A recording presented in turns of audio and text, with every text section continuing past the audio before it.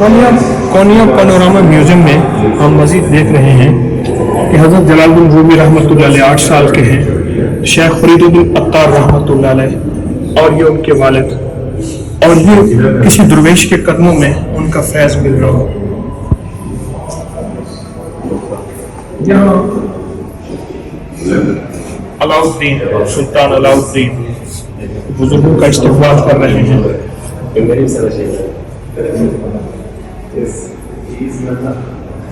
यहाँ पे वो एक जिंदगी का अक्स दिखाया है कि हज़रत जलाल उद्दीन रूमी रहमतुल्लाह अलैह की जिंदगी के मराहिल कैसे गुजरे। एक जलाल उद्दीन रूमी वो है, यहाँ से जिंदगी की तब्दीली शुरू हुई। हज़रत शेख शम्स तबरेज़ रहमतुल्लाह अलैह,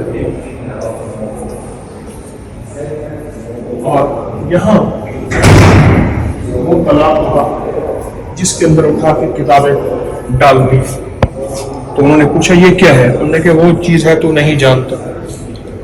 फिर उस किताब तालाब से कुछ किताबें वापस निकाली, और यहाँ मुर्शिद बहुत उदास बैठे हैं कि मुरीद हिजरत कर गए, और यहाँ शासन कर गए।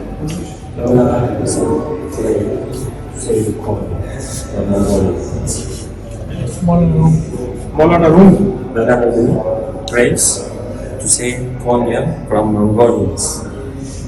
के मंगोल हलाकू खान और जंगजू हमला कर रहे हैं कोनिया में। हजरत दुआ फरमा रहे हैं उनकी जंग जो है रुक गई, उनका हमला रुक गया। और यहाँ हमें वापसी आखिरी वक्त है जिंदगी के, उदास बैठे हैं सारे, उदास बैठे हैं। और यहाँ उनकी कब्र बन गई। इधर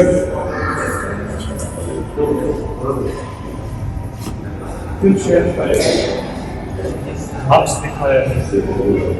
ये हमारा आज का था कोनिया का पैनोरामा म्यूजियम, जिसमें रूहानियत के मुख्तलिफ मराहिल और ज़िंदगी गुजारने की मुख्तलिफ तरतीब।